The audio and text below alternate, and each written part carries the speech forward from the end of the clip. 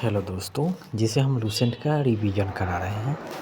तो अगर आपको ये क्वालिटी अगर साफ़ ना दिखे तो अपना क्वालिटी बढ़ा लीजिएगा।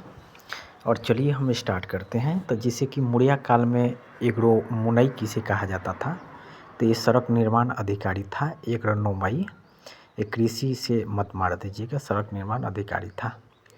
मौर्य काल में गुप्तचरों को क्या कहा जाता था, तो गुप्त पुरुष कहा जाता था। मौर्य काल में गुप्तचरों को गुप्त पुरुष कहा जाता था, गुप्तचर नहीं कहा जाता था।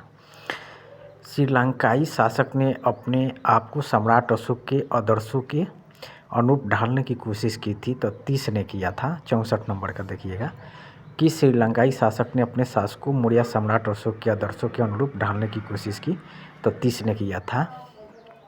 65 नंबर किस जैन ग्रंथ में चंद्रगुप्त मौर्य के जैन धर्म अपनाने का उल्लेख मिलता है, तो परिशिष्ट पर्वन में।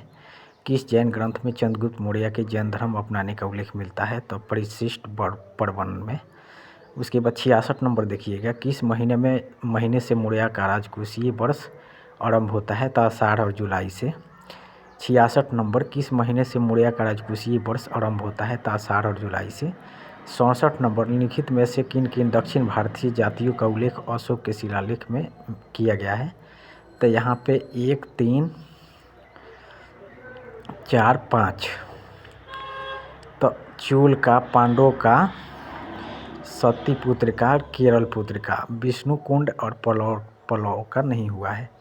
तो 67 नंबर अपना देख लीजिएगा। अशोक के बारे में जानने के लिए सबसे महत्वपूर्ण स्रोत क्या है, तो शिलालेख है। अशोक के बारे में जानने के लिए सबसे महत्वपूर्ण स्रोत है शिलालेख है। अशोक के काल में जैन कौन सी लिपि दक्षिण भारत में प्रवर्तित हुई थी, तो ब्राही हुई थी। अशोक काल में कौन सी लिपि दक्षिण भारत में प्रवर्तित हुई थी, तो ब्राही हुई थी।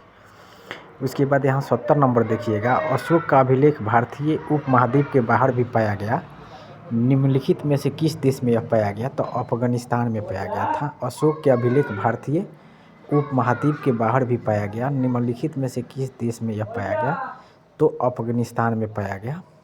अत्यंत पालिश किए गए एकाश अशोक स्तंभ, जिसे पांडुरचित बालुकास्य के एकल टुकड़ों में तक्षित किए गए, उसे साधारणतः कहाँ की खदानों से निकाला गया, तो मिर्ज़ापुर के समीप चुनार से। अत्यंत पालिश किए गए एकाश अशोक स्तंभ, जिसे पांडुरचित बालुकास्य के एकल टुकड़े में तक्षित किए गए, उसे साधारणतः कहाँ की खदानों से निकाला गया, तो मिर्ज़ापुर के समीप चुनार से।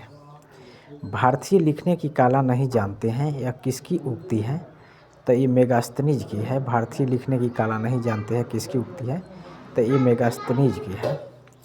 किस मौर्य सम्राट ने 73 के किस मौर्य सम्राट ने एक विदेशी राजा सीरियस, ये यहाँ पे एथी हो गया है, साफ नहीं है, एक अंजीर, शराब और डासनी को भारत भेजने का आग्रह किया था, तो ये बिंदुसार ने किया था। किस मौर्य सम्राट ने एक विदेशी राजा सीरिया, यहाँ मिटक गया है, वन से अंजीर, शराब, दार्शनिक वो भारत भेजने का आग्रह किया था, तो बिंदुसार था।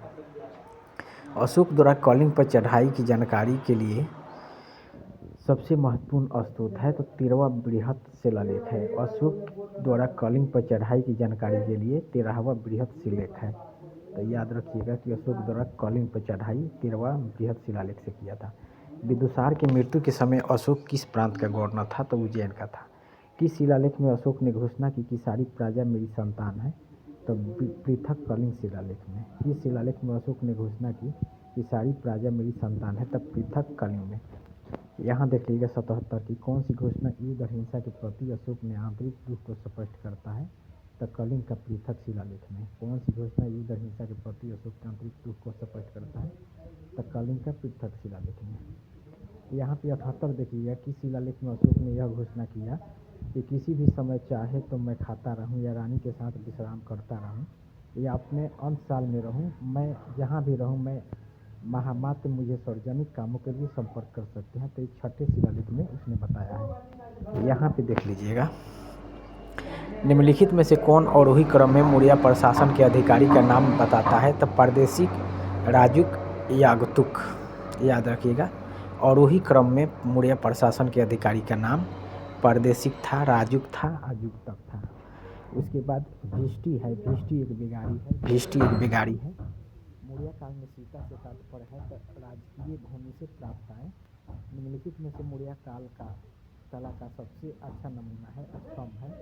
निम्नलिखित में से मौर्य कला का सबसे अच्छा नमूना कौन है तो स्तंभ है। कहाँ से प्राप्त अभिलेखों में मौर्य काल में अकाल सूखा जैसे देवी प्रकोप के राज द्वारा राहत कार्य किए जाने का विवरण मिलता है। तब महास्थान बांग्लादेश, सहगोड़ा उत्तर प्रदेश।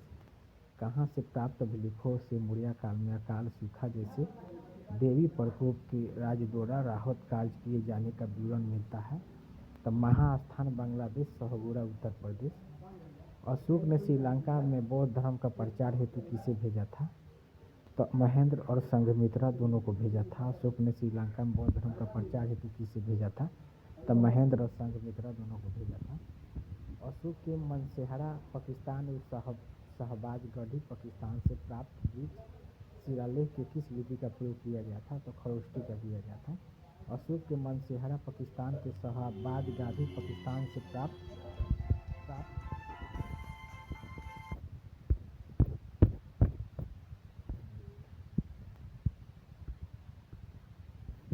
यहाँ कौन था। अशोक ने श्रीलंका में बौद्ध धर्म का प्रचार हेतु किसे भेजा था तब महेंद्र और संघमित्रा से भेजा था। अशोक के मनसेहरा पाकिस्तान और शहबाजगढ़ी पाकिस्तान से प्राप्त वृक्ष शिलालेख किस लिपि का प्रयोग किया गया है तो खरोष्टी का किया गया है। कहाँ से अशोक के द्विभाषाई ग्रीक और माइक अभिलेख प्राप्त हुए हैं तो सरेकुना कांधार से। कौटिल्य द्वारा रचित अर्थशास्त्र कितने अधिकरणों में विभाजित है तो 15 में है। कौटिल्य द्वारा रचित अर्थशास्त्र कितने अधिकरणों में विभाजित है तो 15 में है। अर्थशास्त्र में उल्लेखित सप्तांग में शामिल थे तो राजा, क्षेत्र, प्रशासन और पुरुष थे। अर्थशास्त्र में उल्लेखित सप्तांग में शामिल थे तो राजा, क्षेत्र, प्रशासन और पुरुष थे। अशोक का समकालीन पुरमय कहाँ का राजा था तब मिस्र का था। अशोक का समकालीन पुरमय कहाँ का राजा था तब मिस्र का था। इसके शासनकाल में डायडिकस इसके शासनकाल में डायडिकस निम्नलिखित अभिलेखों में से किसने अशोक का नवोल्लेख हुआ तो विवरण में हुआ। निम्नलिखित अभिलेखों में से किसने अशोक का उल्लेख हुआ तो विवरण हुआ।